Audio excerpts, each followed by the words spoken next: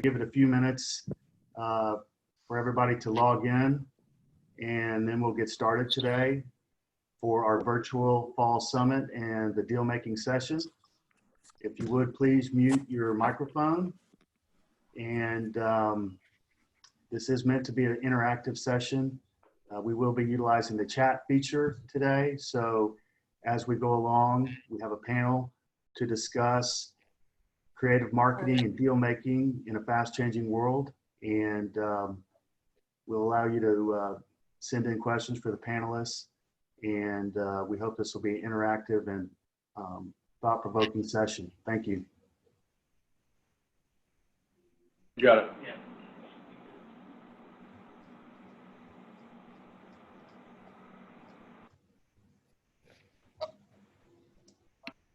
Okay, you ready to kick it off, Jonathan, Christy, Jennifer?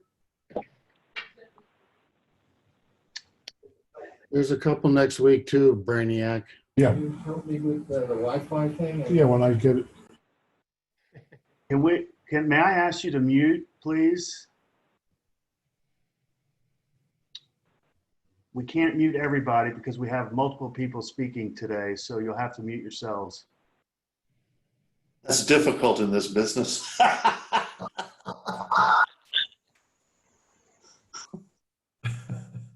This is Kurt, and I'm insulted. Kurt. You're the poster child. Okay, let's get started. Thank you. Welcome to the CORFAC Virtual Fall Summit. I'm David Boyd with Boyd Commercial, CORFAC's Houston affiliate for the last 29 years.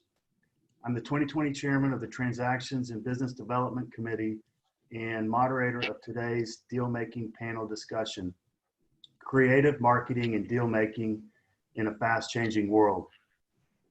Before we get started, again, I'll ask you to please mute your microphone and also use the Zoom chat feature for questions or comments to the panel.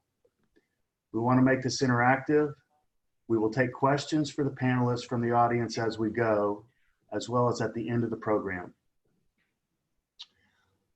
Our sponsor today is CompStack. CompStack envisions a commercial real estate industry in which accurate, transparent data leads to better and faster deals. CompStack has been a loyal sponsor of CORFAC for a number of years. Thank you. And I hope he's here. I'd like to ask the CompStack representative, Devin, to introduce yourself and your services. Devin, are you here? Yeah, thank you, David. Appreciate it. Hope everyone is doing well, or as well as anyone could be doing during these times. Yeah, my name is Devin. I run CompStack's East region and all the data that we bring in and the relationships that we have in the East. And I guess just to not only have a minute or two, just to give you guys a quick high-level overview of what CompStack is. We are a completely free lease and sales comp database covering commercial properties. And so we cover every asset class from office, retail, industrial, other space like medical. And our platform is available only to brokers, appraisers, and researchers on the free side. So it's completely free.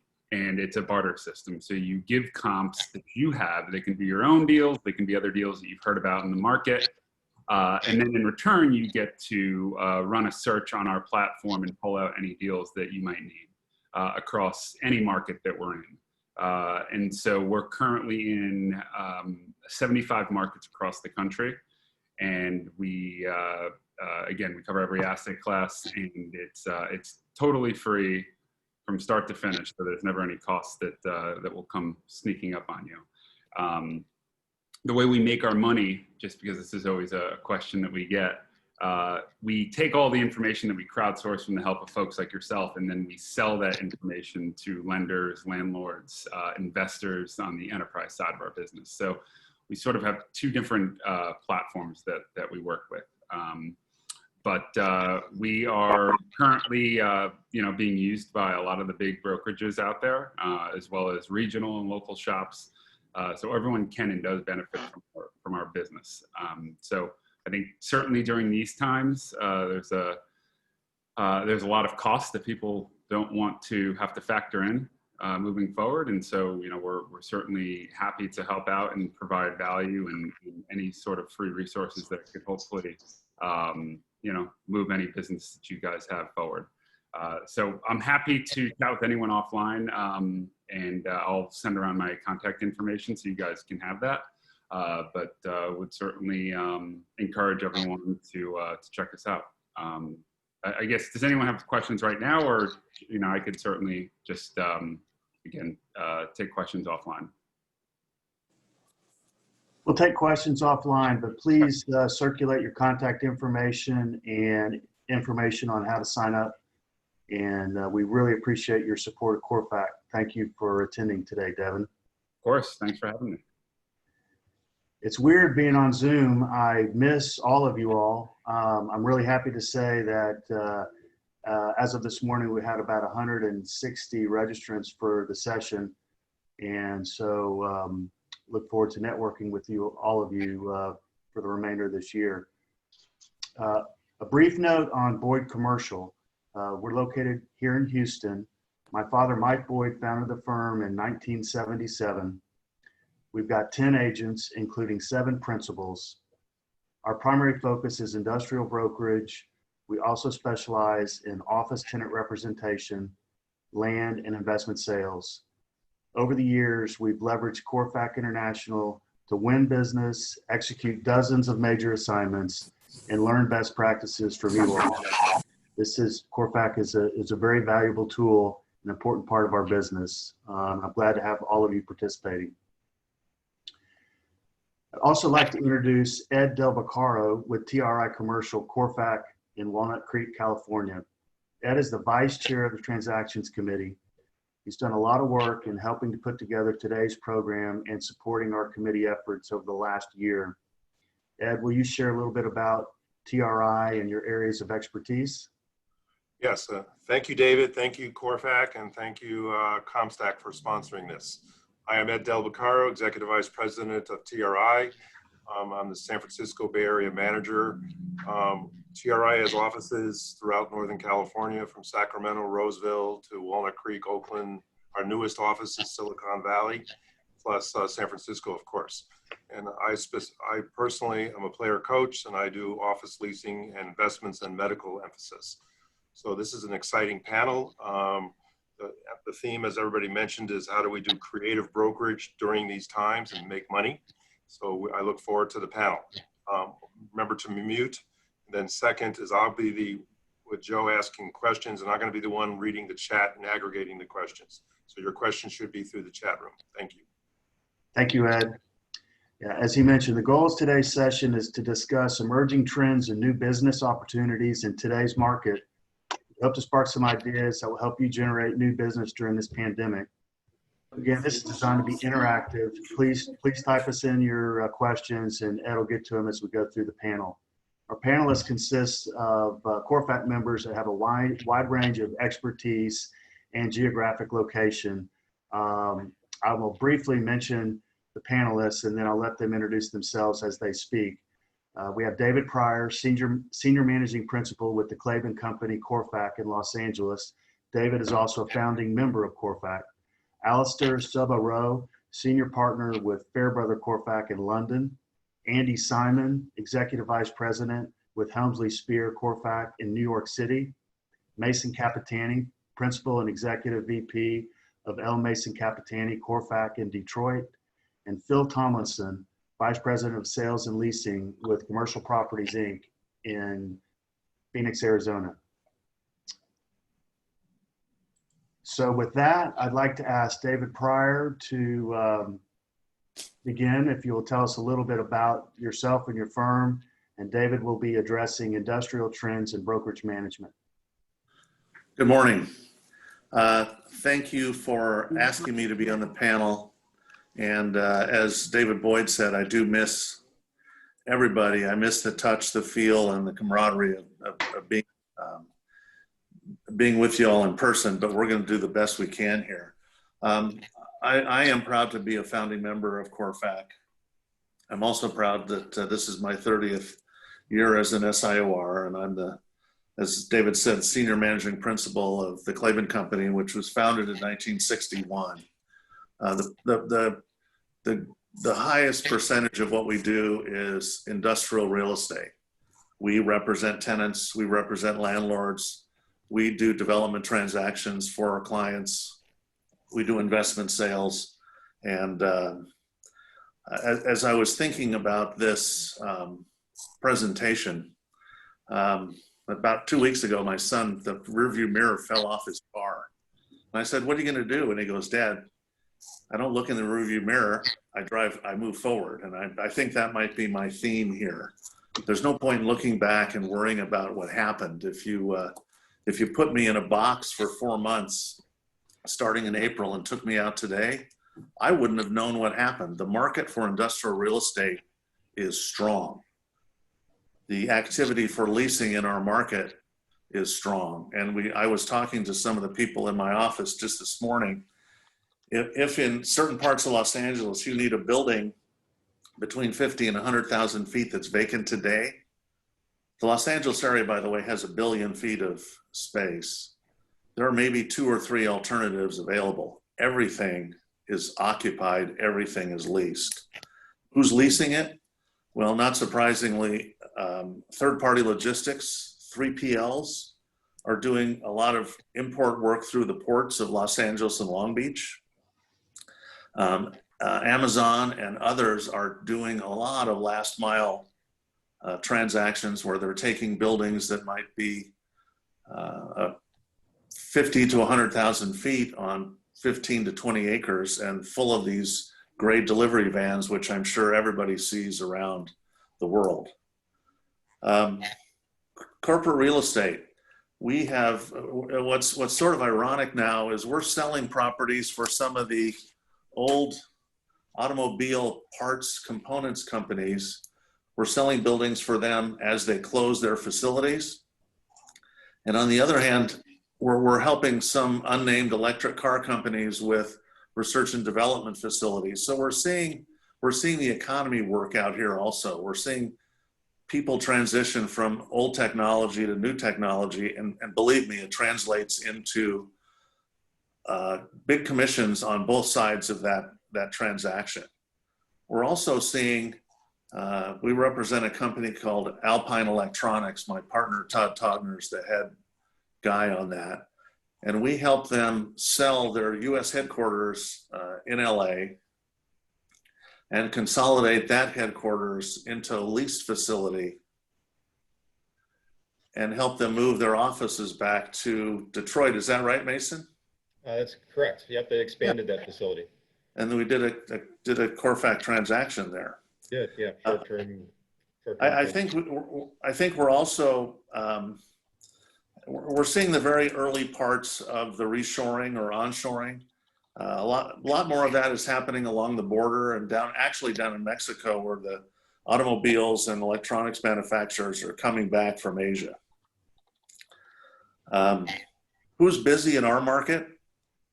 Cosmetics, technology, food is a very good business right now. We sold. Everybody knows the Yoplait brand of yogurt. We sold their factory out here when they deemed it inefficient, and we sold that to a developer who will tear it down and build a speculative 120,000 square foot industrial building. Enough of the transactions. I think that there's 2 things that are very important in our business right now. One is that we survive or thrive, and the other is that, you know, a lot of the people on the phone here today have a lot of experience, a lot of clients, and they have a stable book of business. But I think what's really important today is that all the principals listening here need to pay a lot of attention to their non-principal brokerage staff and be available to them in real time, face to face, to help them work through transactions, work through strategy, and give them the support they need. Because if you keep in mind, the last 4 or 5 months, there's not been a lot of opportunity for the younger, newer brokers to get out and knock on doors. And so the leads that they have are critical, and we need to make sure that the percentage of close is higher and our support is the best that it can be. So all you principals out there, pay attention to your quote unquote younger guys. They need it. It's good for everybody in the long run. And I think that's important. And finally, I don't know that this needs to be said. I'm going to say it anyway. When somebody from CORFAC calls you and needs information, needs some help, needs an idea, that is a very critical, important thing to address and to answer and to take care of. So I think I hit my limit. I want to thank ComStack and look forward to any questions people have. Thank you, David. For now, let's move on now to Alistair in London. Alistair is going to discuss international and occupier services. Alistair, will you please tell us a little bit about yourself and your firm? Thanks, David, and good afternoon or good early evening here from London, just after 5 o'clock.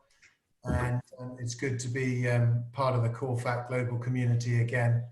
Like David, it's a great shame that we're not all together, because we seem to have great fun, great laughs, and great connectivity and networking when we are all together. The title of my slide is International Occupier Services, but I just thought I'd give you a brief overview, very brief. Fairbrother is an independent practice of real estate advisors based in London. We're 221 years old, so we've seen a little bit of history.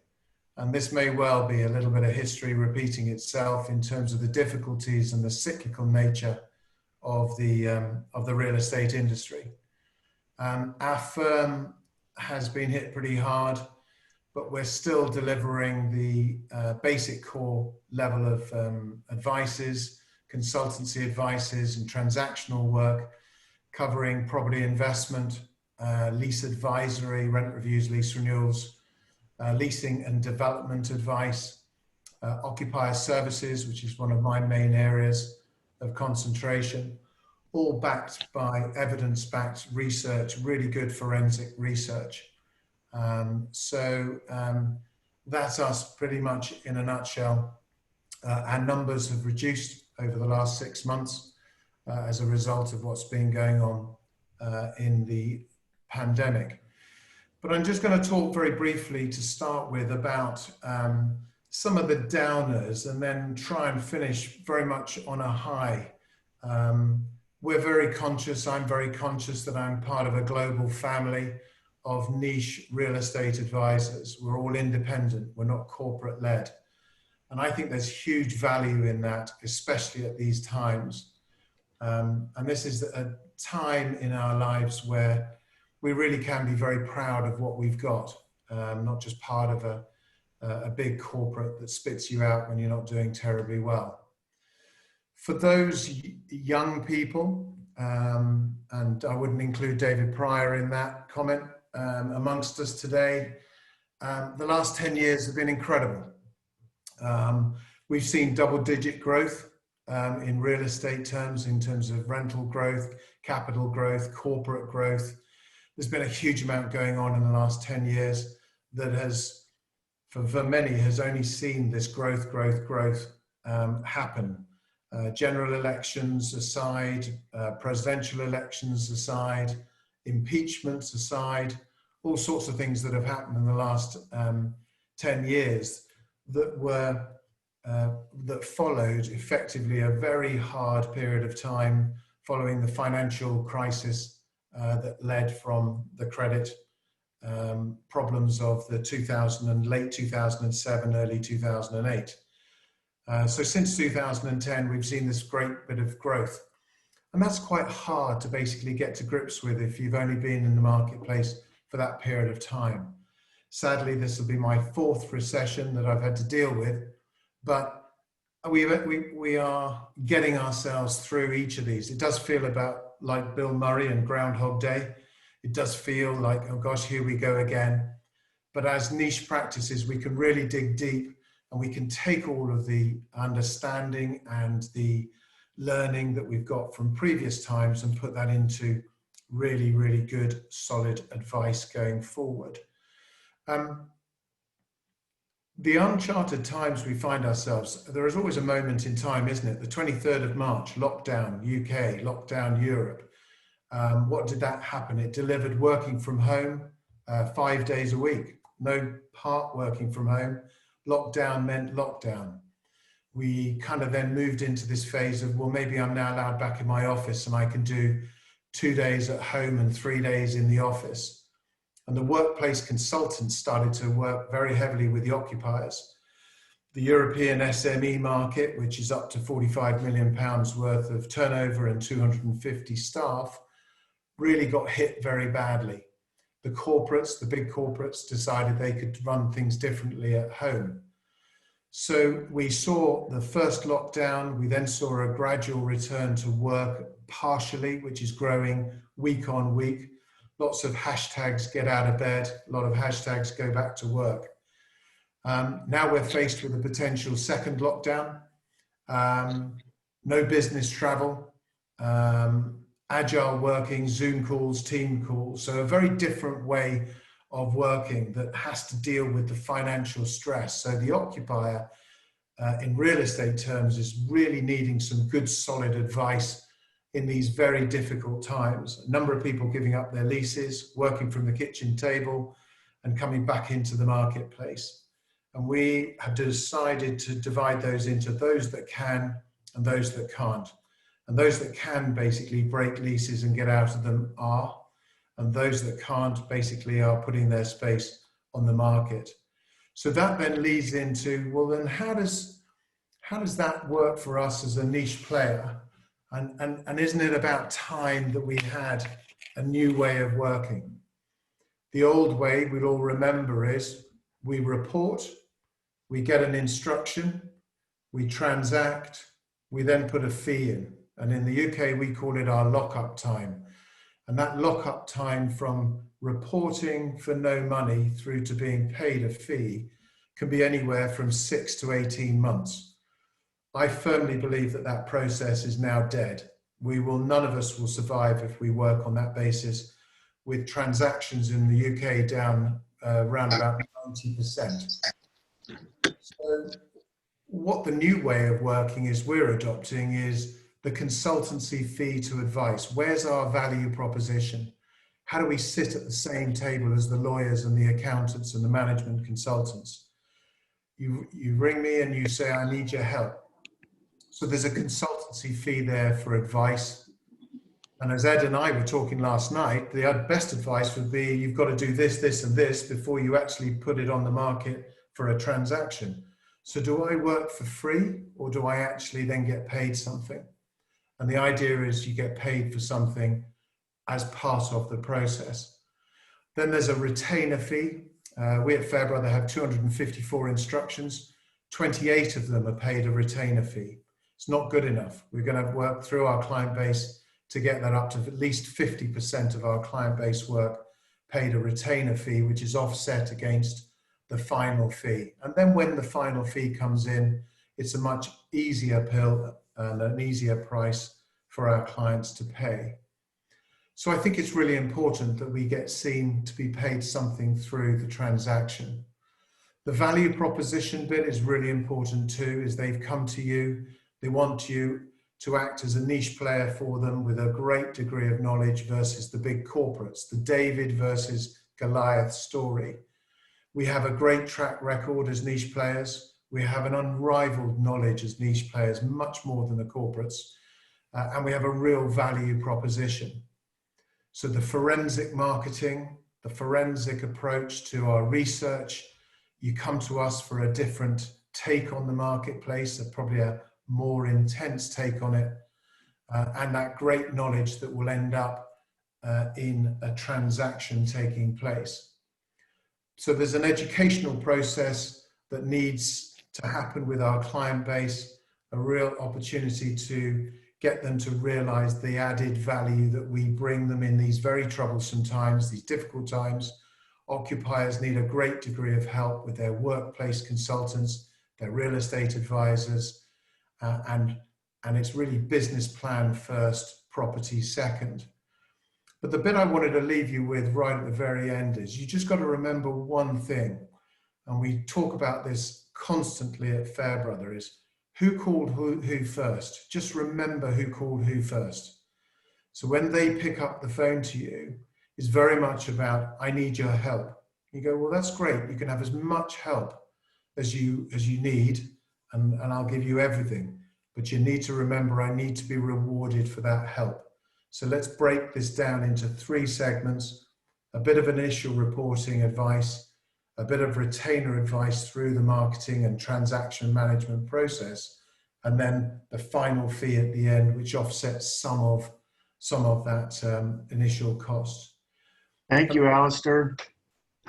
I like that. Who called who first? But in Texas, we have to cold call them, and that's what they ask us. But I aspire to be in the position when the calls are coming to us. So, but that's a point well taken on a transition in your business to more retainer based on the front end to get some income coming in while you work on a 12 to 18-month project.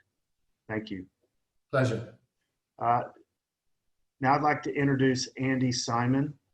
Andy is in New York City, and he will be discussing office, hospitality, retail, and investment. Andy, will you tell us a little bit about your firm?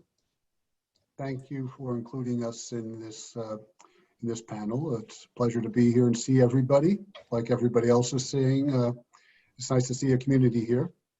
Helmsley Spear is probably a pretty recognizable name for the group.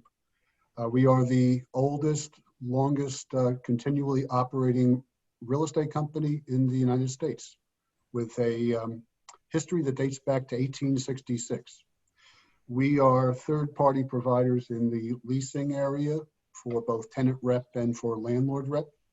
We work on the investment side of the business, property management side of the business, and we have the pleasure of sharing our offices with other Kent Swig owned companies. We have our own construction company in our offices, both for interior construction and ground up.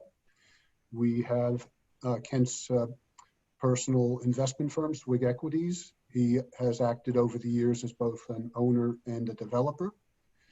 And on top of all that, he is a part owner of of a holding company for one of the largest residential brokerage firms in New York. So we have great reach, great resources, and work continuously to cross-sell and earn referral fees among the groups. I have the difficult prospect of trying to describe what's been going on in New York and where we are in New York, as we are by far and away the largest office market in the country. If you look at our roughly 500 million square foot office market, I believe that's larger than the next 7 largest markets in the United States combined. Historically, the office market has been the major market for us to focus on, but we also obviously have a very large hospitality market in New York with lots of hotels, lots of retail, and obviously a lot of residential.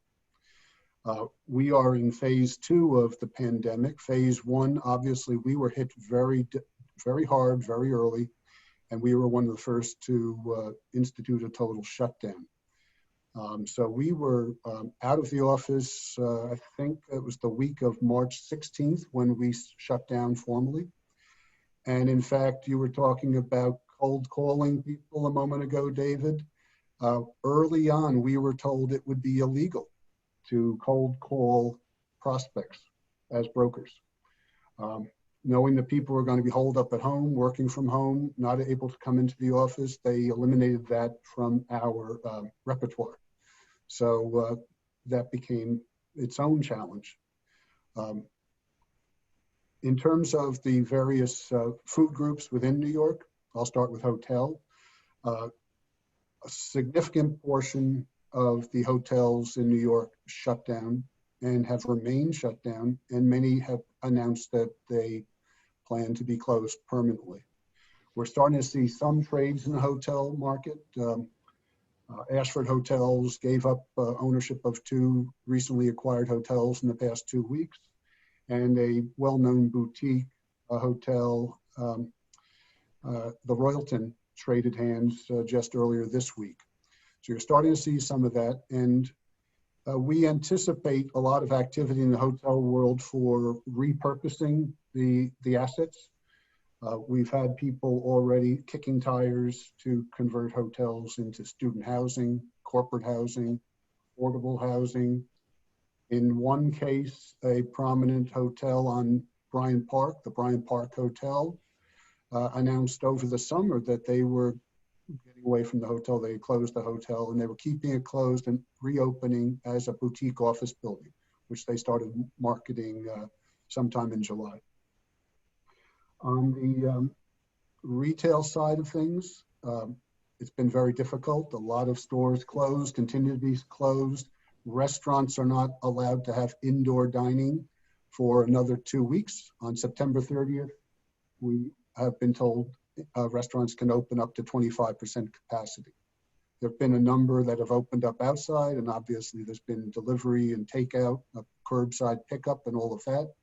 But the retail and the hotel sides of the business are the hardest hit, and it's suggested that they will be the longest to recovery for a variety of reasons. Hotels clearly depend upon business travel, tourism, and both of those have stopped completely.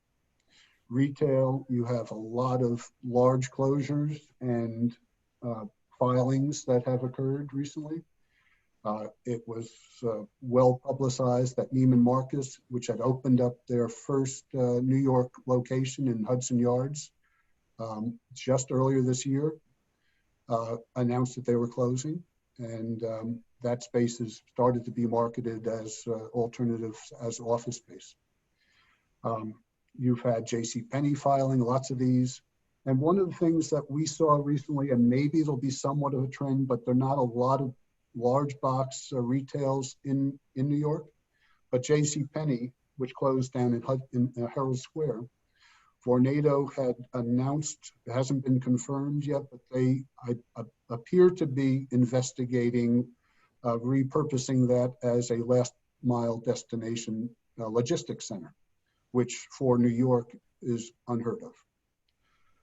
On the office side, what started out as large closing and a lot of people reacting to that closing and the fact that people were working from home remotely and technology had advanced to the point where we can do this type of Zoom meeting on a regular basis and stay in touch with our people and have meetings face-to-face, sort of. And you had a CEO of Morgan Stanley state that very publicly early on that he would be surprised if they maintain their footprint. He expected a smaller footprint going forward with a lot of their personnel allowed to work at home remotely permanently. More recently, now that we're in phase 2, and phase 2 has different phases, but we seem to be opening up slowly. And just last week, all 3 companies, JP Morgan, Blackstone, and Goldman Sachs, started to announce that they were requiring some of their senior personnel to return to the office. Of course, just yesterday, we read that JP Morgan in one of their buildings had a new case of COVID and was asking some of the people they had just asked back to the office as of Labor Day to return to work from home. So we're a work in progress. We're tracking it closely ourselves. We have opened, but we're on a schedule of Monday, Wednesday, Tuesday, Thursday type thing. Some people don't want to come in at all, and that's okay. Until we feel safe, we want to make sure people are comfortable coming in and feel safe. But overall, the beauty of our market has always been its resilience and its diversification of the tenant base.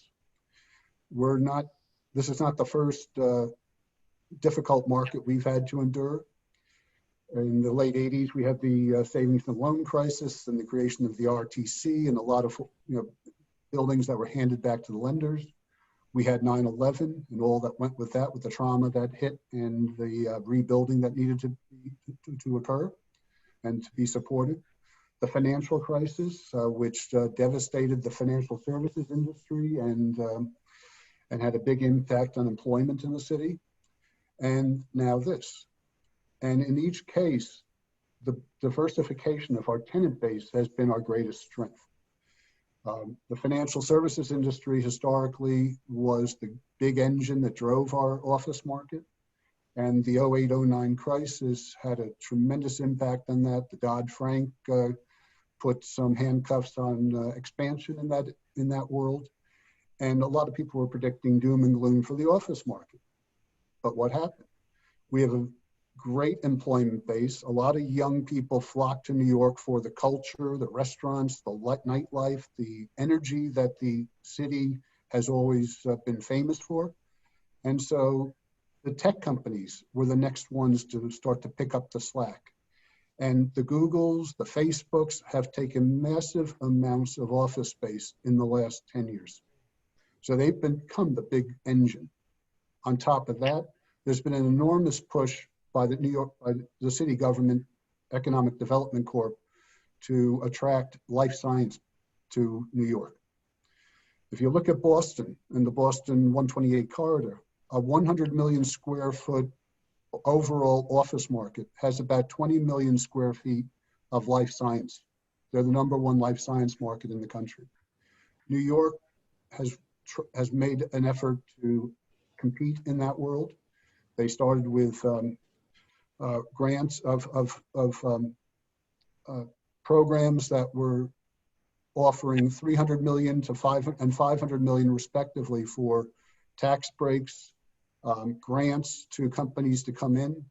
And you've had a tremendous amount of interest in converting some of these old manufacturing buildings that once upon a time housed manufacturing, but because of pricing were forced out. And they're repurposing these buildings into life science with large investments. And we expect that what was a hot market pre-COVID has now accelerated. Thank you, Andy. I'll cut it off. I know I have too much to talk about. I apologize. But we'll circle back at the end, and hopefully we may run a little long. This session's scheduled for an hour, but hopefully we can stick around and have some lively discussion afterwards. Thank you, David. Mason, will you introduce yourself and tell us a little bit about your firm? And today you're going to talk about property and brokerage management, as well as agency leasing and sales. Thank you, David. I appreciate it. It's certainly a pleasure to be with all of you today. My name is Mason Capitani. My firm is L. Mason Capitani, CORFAC International, based in Detroit, Michigan. We specialize in the sales, leasing, and management of office, medical, high-tech, flex, and industrial properties. Our core competencies are really heavily weighted towards landlord representation. Although we do a fair amount of investment sales and tenant representation, we carry a large listing portfolio of typically over 500 properties and anywhere from 15 to 20 million square feet of overall space. Today, I'd like to speak to you about my company's approach to developing new business in the COVID era that we're living through right now. I'm not going to really speak about specific deals or statistics, but really a general overview of our approach to generating new business for ourselves. We're experiencing, in my estimation, a defining moment in our history. I think everybody would agree. To me, it's very similar to 9/11 or the financial crisis. There's a lot of uncertainty in the world today as it regards to business. And uncertainty is not a good thing for our business. It stalls decision-making and growth in a lot of ways. And as a result, property owners are unsure how the pandemic is going to affect their business on a short-term, long-term basis.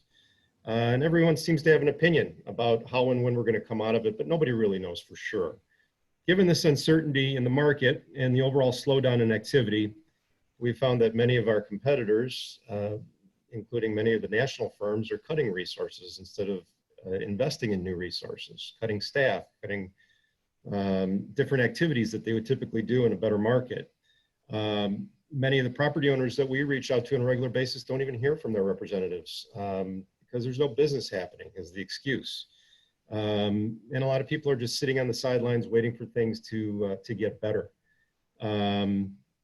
We see this as opportunity, and much like 2008, back in 2001, when we went through some different crises, our approach is to deliver a positive message. We haven't certainly been around for 200 plus years like Fairbrother, but we've been around since 1965. We've seen many challenges. We've overcome those challenges. And we've been very successful because of the positive message that we provide to our clients and the optimistic approach.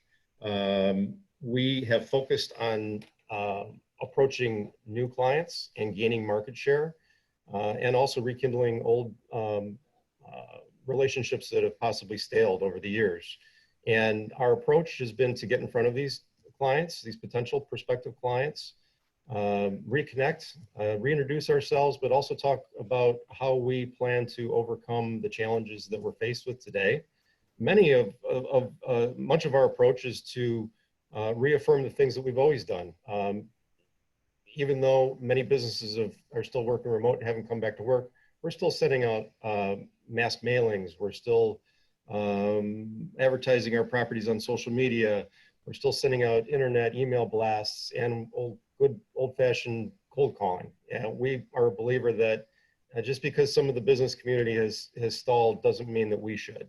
There are still opportunities out there, and that's the message that we present to potential future clients. We also strive to innovate. We have incorporated interior photos, video, Matterport into our marketing. We have developed websites for certain individual properties that can be shared with prospective clients, and we share this with property owners and prospective clients that we are trying to attract and secure going forward. We believe that we can only control our lives and how we live our lives on a daily basis and how we approach our business on a daily basis. And being an optimist at heart, I prefer to deliver an optimistic approach. And I really do believe that our clients and potential future clients also appreciate that positive approach to doing business, and we feel that we see success when we present our business in that fashion. Mason, yeah. You mentioned one thing to me the other day, but you're actually proactively putting together the basic offering memorandum prior to making a pitch for a listing, and you're presenting that to your client or potential client when you go to meet with them. So can you speak to that a little bit? Presenting the offering, like the marketing package? The marketing materials, yes. You're going through the effort to put it all together prior to winning the assignment. Yeah, I mean, it depends on the assignment that we're going after. In many instances, we'll bring samples that we've done for other clients, but if it's a large enough and it's a important enough assignment, certainly we've got the staff and the availability of putting those marketing materials together. And you want to differentiate yourselves from the competition, and that's what we strive to do. So I'm a big believer in being prepared. Whenever you're going into a listing appointment or any kind of presentation, the old saying, all battles are won before they're fought. I'm a true believer in that. I like to be prepared and to be able to present to a client what we're going to do for them before we're asked. And I think they appreciate that. I was also going to say, it's not easy to take on new projects at this time because our clients, regardless of what's happening around us, demand results. And many times those results are difficult to achieve right now.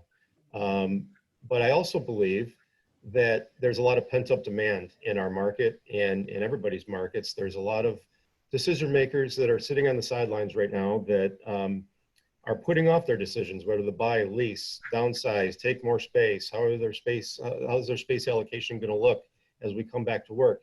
But we're going to come out of that. And I'm a believer personally, it's my personal opinion, after we get through the election here in the States and we get into next year and hopefully there's a vaccine, I believe that business will pick up and pick up dramatically because there's a lot of pent up demand.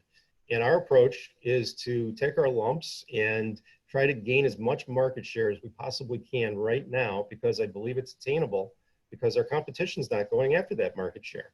It's not an easy thing to do, to take on a listing when there's not a lot of activity, because you're responsible to answer to that client. But we're a believer that it's going to pay off in the end, and it's going to pay off, I believe, sooner than later. Thank you, Mason. Thank you, Thank you David. very much. Now I'd like to ask Phil with CPI in Phoenix to introduce yourself and your firm. Phil is going to discuss investment sales and leasing in office and retail, as well as a few technology tools that he's using today. Phil?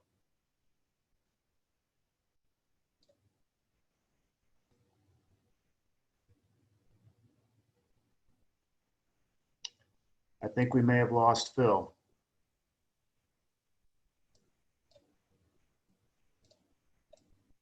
Okay, can you hear me now? Yes, sir. Okay.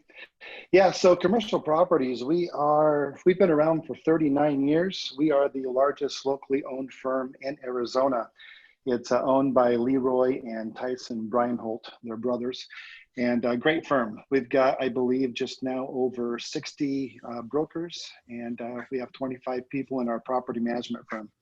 So what I'm going to walk you guys through is not so much what commercial properties is doing, but what myself and my team as brokers are trying to leverage.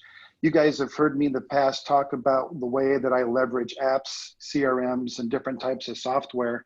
Over this last year and a half, I've been able to leverage CompStack, and thank you to Justin and Devin, they've been great. I've also been able to leverage a software called Crexi. If you guys haven't used that, it's been fantastic. Crexi alone helped us bring in over $120,000 in commissions last year. You can go to the next slide, Christy. So I'm going to give you guys just a quick snapshot of two tools of what we're using and how we're using it. The first one is Reonomy. We had looked at them in January 2020. We didn't move forward, but then when the COVID crisis hit and we ended up losing 65% of our transactions, we were looking for a way to increase access to buyers in our listings. And honestly, if you're going to reach out to them, you have to have their phone number, you have to have their email address, you have to understand who's involved. And trying to get behind some of these LLCs was taking us forever. And so we went ahead and sat down with Reonomy again and went ahead and signed up in May. And so we've been using this for about 3.5 months. And I will just tell you guys, it's absolute gold. If you guys are looking for access to information, this is the software. Go to the next slide. So yeah, we were struggling to try and find the phone number and email, but the other thing we were doing is we were trying to access buyers that were across the country, not just in Arizona. We had 3 different investors working, and they said, listen, we don't like the inventory in Arizona. We want something outside of Arizona. Can you still help us? And of course, we're like, of course we can. So we're really impressed how the Reonomy allowed us to have access to over 50 million different properties and get the information on it. The other thing that was really great was I think this cut our time by 75%. And they have a thing on here that you can save 75% of time, and they're not lying. It was fantastic. So we've been using this now for 3.5 months. We have 2 properties that we're putting into escrow. We also are getting a new listing. And the properties we currently have right now listed as an investment, we are doing a 2-mile call of every owner and getting a lot of activity. So go to the next slide. If you guys would like to have more info on Reonomy, here are a couple of videos you guys can watch. There's also Ben who helped us. He can answer any questions you guys may have. So that was the first tool. I wanted to kind of give you guys a quick snapshot. Here's the second tool. Go to the next slide. Commercial Properties has a fantastic website, and we do use it and leverage it. However, we decided to create a team-centered website, and we chose investingincre.com. So this is a website strictly for myself and my team. You can go to the next slide.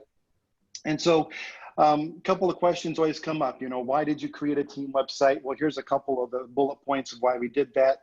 The second question is, what sold you? Why would you consider doing something like this? And these are some other bullet points. And so to kind of walk you guys through just a couple of these, for all of us, we want to get leads. We're trying to figure out a way to be in front of more people, do more transactions, especially when we're kind of fighting the slowdown with the crisis. We wanted to be able to have live chat function with our clients so that if they had anything that came up, we could work with them. Now, I want to back up a couple seconds here that Jason Wolf we went to the conference last year in September, and what's nice about CORFAC International, you can sit down with other brokers. We're all an open book. We'll share exactly what we're doing, and Jason and his team shared with us what they were doing on a website. So we decided to have a website that was capturing traffic using very targeted strategies. Go to the next slide. And so how we did this is we began to leverage URLs. So instead of just having investingincre.com, we began to go after all these other URLs. In fact, you can't see them all, but we ended up getting 73 different URLs that focused on a city, and then it focused on office, retail, medical, investments, and industrial. And so what we're trying to do is every month we're launching 2 new URLs and then creating a microsite that focuses on these very targeted and specific parts of town and types of properties. Go to the next slide. We also decided to put our own listings inside our website. So you can see here's a couple of properties we sold outside of Arizona. Next slide. And we have a search function, so you can find these properties on CoStar, but you can find them in our commercial properties, but you can also find them on our website. And this is driving more traffic to us. Go to the next slide. And one of the biggest ones is Brian Clue, who is our website designer and our internet strategist. He said, you need to have articles. So my team and I, we probably wrote 20, 25 different articles, but he encouraged us to go out to our vendors and ask them for articles as well. And so we did that. And so when you go to our blogs and articles, you can actually see a ton of articles that have come in. And because they have their name, their company, and their information, it allows them to get exposure. There's no charge to them, and it allows us to get people to our site. Go to the next slide. So if you guys have more questions about what we did, Name Silo is something very similar to like a GoDaddy. We got our website there. We got our blogs, our articles. Also Vision Line, who was our website hosting an internet strategy company. You can talk with Brian over there. I hope that gives you guys just a small inkling of what we're doing over here to help get business during this COVID crisis. And thank you, David and CORFAC and CompStack for your support. Well, thank you very much, Phil. And thank you to all the panelists today. Thank you to Devin with CompStack. I encourage you all to reach out to CompStack either at compstack.com or to Devin. We did have one question come in through the chat. Is CompStack available in the UK and in Canada? And Devin, are you still here? So we'll research that and circulate that information to the group. I just want to say that the Transactions and Business Development Committee is responsible for the deal-making sessions in our conferences, and we've gone virtual now. This was a panel discussion. We're hoping to host additional sessions later this year that'll be focused on product type and region where we actually facilitate a deal exchange. I did ask in our last conference in Mexico for a show of hands in this session for how many people were working on CORFAC transactions currently, either inbound or outbound. And at that time, over 50% of the room raised their hands. So I know there's a lot of business taking place right now. I encourage you to utilize the website, the CORFAC website, and the extranet, as well as the new CORFAC mobile app, which just came out. And that information has been sent out by headquarters. The mobile app is fantastic on your phone, access to CORFAC members and all markets, as well as clients and contact information. So please take time to log on to the extranet and download the mobile app for research or resources. As you're going in to meet with somebody, they ask you, can you help me in this market? Or you ask them, may I help you in another market? That information is available on your phone. It's very user-friendly now. So we've got 4 more virtual conference sessions, including tomorrow is a principals panel, Surviving and Thriving in Turbulent Markets. That's September 17th. And then Tuesday, September 22nd, we've got Technology Best Practices. On September 23rd, Next Gen Idea Exchange. And then on September 24th, our keynote speaker, Curtis Spencer with IMS Worldwide, will discuss emerging industrial and logistics trends, which really today has an effect on all classes of real estate. All sessions are going to be at 11 a.m. Central. So that said, I'd like to open it up for questions. We've just got a few more minutes in our scheduled time, but I think we plan on hanging around for 10 or 15 minutes past to hopefully have a productive discussion. Joe or Ed, do you have any questions for the panelists? This is Ed. I have a couple from the chat room, and then Joe has also collected some questions. So the first question I have, then Joe has a question, is let's go to Andrew in New York.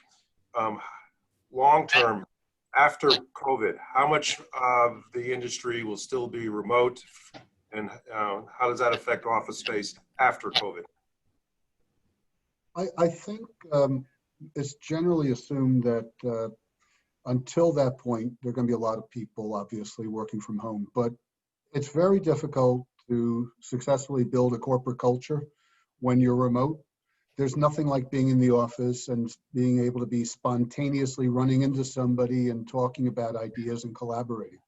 So I think, and also the other thing about that is the trend towards densification over the past 10 or 12 years.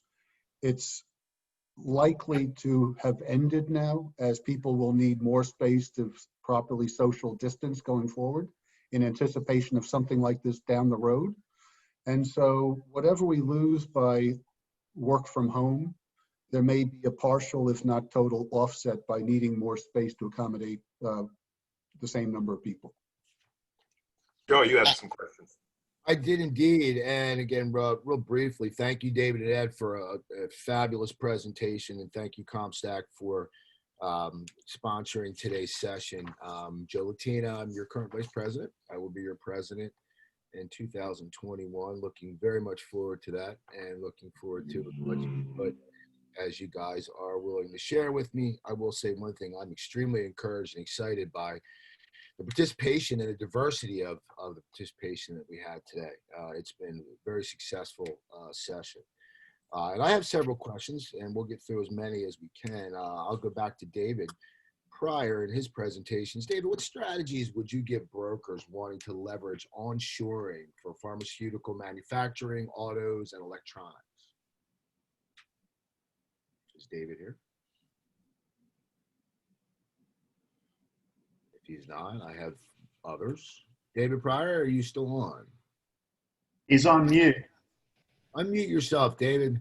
I see you there, David. Here you go. There you are. I think it's starting with manufacturers in your neighborhood. You know, you talk to people, and we have lots of companies that import and manufacture from the Far East, obviously.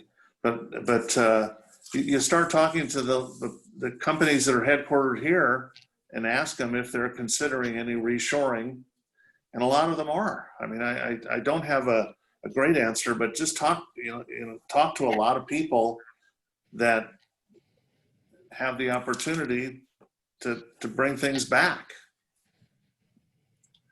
I'll say in Houston, we've seen a lot of PPE, personal protective equipment manufacturing. I don't know that it's reshoring, onshoring. It's more of a startup nature, I think, but all of that was manufactured overseas. And we went through a great shortage in the country. And now it looks like we're going to need that equipment for, the time being. And so I personally have worked on a few deals for PPE manufacturing that are coming to our market. We had a client who made lacrosse equipment and clothing. Business was bad. They went to PPE, and we have the adjacent building to them, 30,000 feet. In escrow, they're going to buy that and expand their manufacturing. Great stuff. Well, with regard to that, David, I have one more for you. We mentioned a lot of the conversion of the retail big boxes. Do you see cities kind of assisting you, like with rezoning, or making it a little bit easier to kind of repurpose these empty retail big boxes to allow something like a just-in-time delivery warehouse?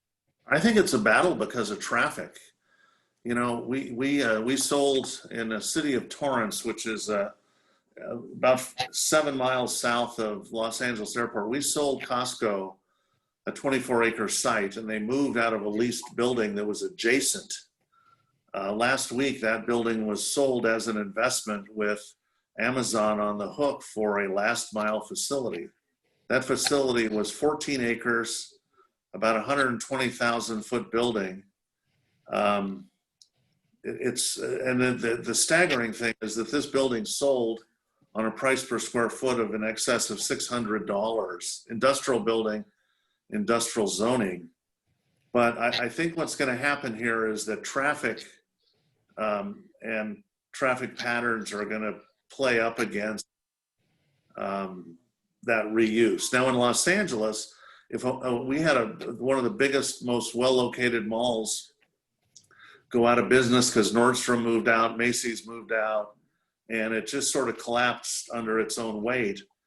But before anything could happen, Google stepped up and leased it 645,000 feet for office space, but not for last mile. Gotcha. Joe, I have another chat question. This is for Alistair. How does Brexit impact your market in London?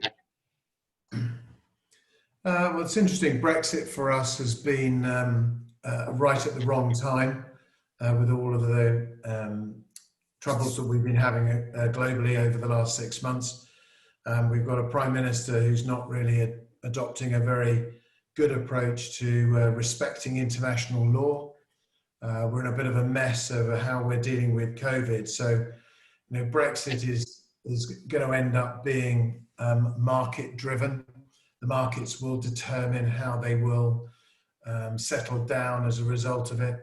But we saw in the early days of Brexit, lots of companies taking their business into Europe, into the English speaking. I know Ian Sayers on the call here, but a lot of our lot from London went to Dublin. Dublin's been booming. So we lost a number of occupiers, or downsized in corporate occupiers. And so I think Brexit itself, in terms of trade agreements, we've done our deal with Japan. We'll end up doing a deal with the US and Canada and off to Australia. And I think Boris Johnson is taking Europe to the brink. They're clearly hacked off with his approach. The renegotiation of a withdrawal agreement is not helpful at this moment in time. And it just, for the real estate industry, creates more and more uncertainty over whether there's going to be a trade war. The areas of our industry that are doing very well at the moment are the build to rent residential sector and the warehousing industrial sectors. But they could easily be hit quite significantly if we have further problems on the Brexit front. Back to you, Joe. Well, that's excellent, Alistair. And if you guys would like to firsthand see what's going on in Dublin, Ireland, we intend on being there next July for our 2021 International Conference. And I will certainly be there, God willing, as will this year's president. But Alistair, let's stay with you for a minute. What would you say to brokers to help them kind of change their mindset? You were discussing about the advisory role. Change their mindset to become advisors to their clients and not just transaction recommenders. It's funny, it's sort of old school, new school type thing, but we're not trying to make it old school because the young brokers now want to do things their way. But my genuine advice is be the client and be the advisor. So put yourself in their shoes. How can you help them achieve their business plan? What advice do they really want? We call it at Fairbrother being a management consultant in a real estate capacity as opposed to a real estate advisor. So how do you dig into their business plan? How do you realize whether they need more space, less space, whether it's income led or capital growth led, whether it's going to be held or sold?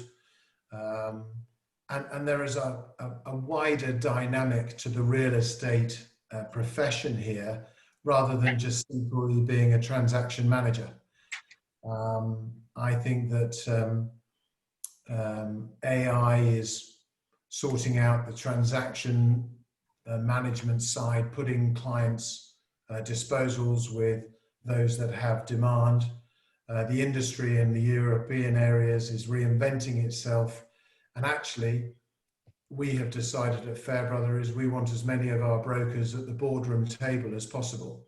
We want them giving the advice and we want them paid to sit at that table and to give them some really good, solid real estate advice that helps them with their overhead. It helps them with their, even down to the asset protection if they own a property, to dealing with forthcoming rent reviews, lease renewals, taxation, expansion opportunities, disposal opportunities, and being at the coalface as opposed to just being at the real estate coalface. We believe you don't really know what to do unless you understand the client's business. And that's helped us enormously. And especially over the last 6 months, we've been back negotiating deals with clients to either give rent-free periods, grant rent-free periods, achieve rent-free periods, achieve monthly rental payments, deferred rental payments for cash flow purposes, drop breaks in exchange for rent-free periods, a whole wide measure of things, which at the end of the day, the value proposition of the broker is how do you help the tenant or the landlord in a particular way? And that doesn't necessarily mean just by achieving a disposal. So the mindset of the broker is starting to change. There's a lot of receptiveness to this change because just being a transactional broker is not necessarily going to be the most profitable way of earning money over the short to medium term. We're in this for a good few years. Great advice. Thank you. Ed, do you have anything else or would you like me to move on? I have a few more. Okay. Andrew. So based on your presentation, with the growth in life sciences, what's your strategy and what do you suggest for brokers wanting to leverage the life science boom right now? It's a rather specialized area, and my involvement in it has been in particular with one property I've been marketing for a period of time that happens to fit the definition that would allow for life science on an as-of-right basis. But the difficulty is to qualify for the monies that are being made available from the city and the state in terms of tax incentives and grants and things. You are required to check a number of boxes. You have to have a developer, you have to have a not-for-profit or an educational group, and you have to have someone with experience in the life science world. So you have to combine these groups. So my advice to the brokers in a market where there is a life science appetite is work towards the control of the building that would qualify, understand what buildings in your market can be converted on an as-of-right basis or with a relatively light lift in terms of any rezoning requirements, because rezoning can be time-consuming and unproductive. But if you can control the product, you can market it to the groups that are playing in that sandbox, so to speak.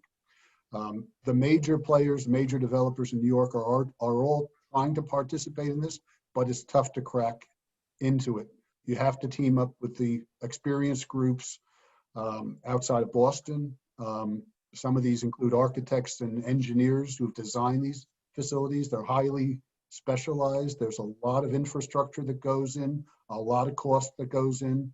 But it's sort of like the old adage, if you do a lease with a dentist and they have a lot of equipment in their space, the likelihood of their moving again because of the cost to move is unlikely, so you can get more rent. If you have a life science building and you've got groups that have committed and invested that type of money, you're going to get high rents. The rents that are being achieved in life science are really healthy. $90 to $100 per square foot, triple net in New York, on buildings that would have been $20 to $30 buildings 10 years ago. Gross. Thank you, Andy. Let's keep it going for another 3 to 5 minutes. We'll finish up about 15 after the hour. I see a lot of questions, and some of this might go to Phil as it relates to the cost structure of the internet marketing, and maybe individuals can reach out to Phil offline to talk about that. But with all of the new apps and technology and the Zoom world of today, I think the internet marketing is a very important component to our business. And maybe that's something that we can look at for future sessions. Excellent. Shall I keep going? Sure. Andy, I've got one more for you, if we can just be brief. You mentioned about the conversion of the hotels. I think that's really interesting as well, especially with my hospitality and retail background. What's the demographic profile of a candidate hotel for conversion to either office or residential use? The greatest likelihood, in my opinion, would be there's been a proliferation of development of 3-star, 3.5-star limited service hotels that are mid-block. There's nothing sexy about them, but they're commodity space. Right. I think that would be the demographic to shoot for, because you can convert those to nothing fancy, but solid student corporate housing, something that functions properly. Excellent stuff. Do I still have some time, David? Yes, you do. I have one question there, Joe, for Mason. Mason, you hit some positive notes on being positive. So one of the things is how, in our world, we're trying to over-communicate to clients. How do you communicate to clients who are not clients yet to get the positive word out?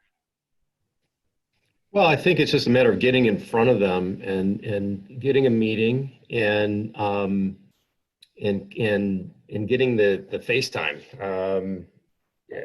Again, as I stated during my session or my section of the presentation, a lot of these folks who we're targeting aren't getting any love from their current brokers or their current representatives. They're not hearing from them. There's not a lot of business going on, and so they're not hearing from their representatives, and that opens the door for us to get in front of somebody and say, listen, we're being proactive in the market. Yes, we all know what's happening out there, but we're being proactive. We're not sticking our head in the sand, and we're still doing all these things that we did before. And we found that if you bring that approach, there's an open door for communication and to reopen that contact with somebody that may be a new prospective client or somebody that frankly you might have worked with in the past but lost contact with. So that's really been our approach. I'm sure if that answers your question, but that's how we approach it. Mason, I had kind of similar questions for you, but I'll elaborate. And I can tell you that we've taken kind of a similar approach too. And the idea about creating the office memorandum in advance of your meeting, we actually adopted that as well, and it's been very successful for us walking in, basically handing them marketing materials for a product that we haven't actually, or assignment that we actually haven't got yet, and that goes over very, very well. So I like that idea. Maybe elaborate a little bit more on, as you push to gain this market share, what other advice or language would you be giving your brokers to try to get this objective? I would tell the brokers to do their homework before they get in front of the potential client.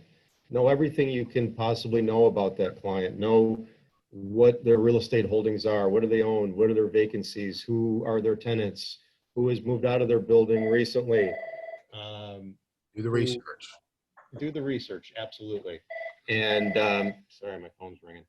And be prepared when you get in front of them to answer questions, know your market, know who's in the area, and those sort of things. There's nothing worse than getting in front of somebody and you don't know your client's product or what they own or what they're all about. So do the homework. Absolutely. Thanks. Ed, Court. do you have one more question? You have any more? I haven't asked Phil anything yet. I had a couple for Phil. I know We have time for one more question. I'd love to hear from Phil. And I just want to remind you all, tomorrow at 11 Central, we have the principals panel, Surviving and Thriving in a Turbulent Market. And I think that is going to build on the discussion we had today. So, but one more question for Phil. I'm going to go with how much time, Phil, was needed to launch a new website before seeing significant results or eventually calling it a success? I was having problems with his mute button today. Where you at, Phil? Come on, Tech Maestro.